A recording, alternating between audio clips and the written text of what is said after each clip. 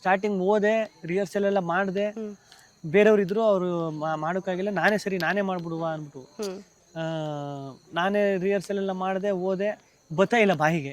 ನಾನೇ ಬರ್ದಿರೋದು, ನಾನೇ ರಿಹರ್ಸಲ್ ಎಲ್ಲ ಮಾಡಿ ಒಬ್ನೇ ಎಲ್ಲ ಮಾಡ್ಬಿಟ್ಟು ಅದು ಬಾಯಿಗೆ ಬತ್ತಾ ಇಲ್ಲ. ಡೈಲಾಗ್ ಅಂತ ಫಸ್ಟ್ ಟೈಮ್ ಕ್ಯಾಮ್ರಾ ಫೇಸ್ ಮಾಡೋ ಫಸ್ಟ್ ಟೈಮ್ ಕ್ಯಾಮ್ರಾ ಫೇಸ್ ಮಾಡಿದ್ನಲ್ಲ ಆ ಟೈಮಲ್ಲಿ.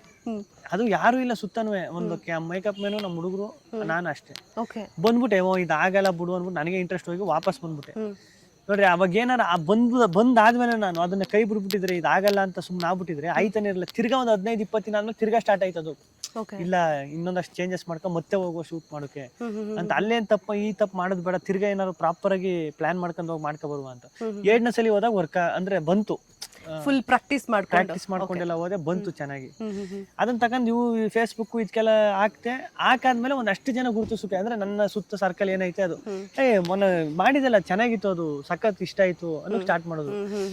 ಇದೊಂಥರ ಅಡಿಕ್ಷನ್ ತರ ಆಗ್ಬಿಡ್ತದೆ ನೋಡ್ರಿ. ನಿಮ್ಗೆ ಯಾರೇ ಯಾವ್ದೋ ಒಂದು ಕೆಲಸ ಮಾಡಿರ್ತೀರ, ನಿಮ್ನ ಅದು ಅಪ್ರಿಷಿಯೇಟ್ ಮಾಡ್ಬಿಟ್ರೆ ನಿಮ್ಗೆ ಅದು ಅಡಿಕ್ಷನ್ ತರ ಆಗ್ಬಿಡ್ತದೆ. ಅಪ್ರಿಷಿಯೇಷನ್ ಸಿಕ್ಸ್ ಇನ್ನೂ ಜಾಸ್ತಿ ಜನ ನನ್ನ ಅಂದ್ರೆ ಮಾತಾಡ್ಬೇಕು, ಅದು ನನ್ನ ಕೆಲಸನ ಹೊಗಳ್ಬೇಕು, ನಾನು ಮಾಡಿರೋ ಕೆಲಸನ ಅಂತ. ಅದಾದ್ಮೇಲೆ ಇನ್ನೊಂದ್ ಮಾಡ್ತೀನಿ ನಲ್ಲಿ ಮೂಳೆ ಅಲ್ಲಿ. ಅದಾದ್ಮೇಲೆ ಒಂದು 4-5-6 ಬ್ಯಾಕ್ ಟು ಬ್ಯಾಕ್ ಮಾಡ್ಕೋಯ್ತೀನಿ. ಒಂದಷ್ಟು ಜನ ಗುರುತಿಸೋಕೆ ಸ್ಟಾರ್ಟ್ ಮಾಡ್ತಾರೆ. ಅಲ್ಲಿಂದ ಮತ್ತೆ ಇದು ಸ್ಟಾರ್ಟ್ ಆಯ್ತದೆ ಚಾನೆಲ್ 2022 ಆ ಟೈಮಲ್ಲಿ. ಅಲ್ಲಿಂದ ಬ್ಯಾಕ್ ಟು ಬ್ಯಾಕ್ ಶೋಗಳು ತಿರ್ಗಾ. ಅಲ್ಲಿಂದ ಬಿಗ್ ಬಾಸ್.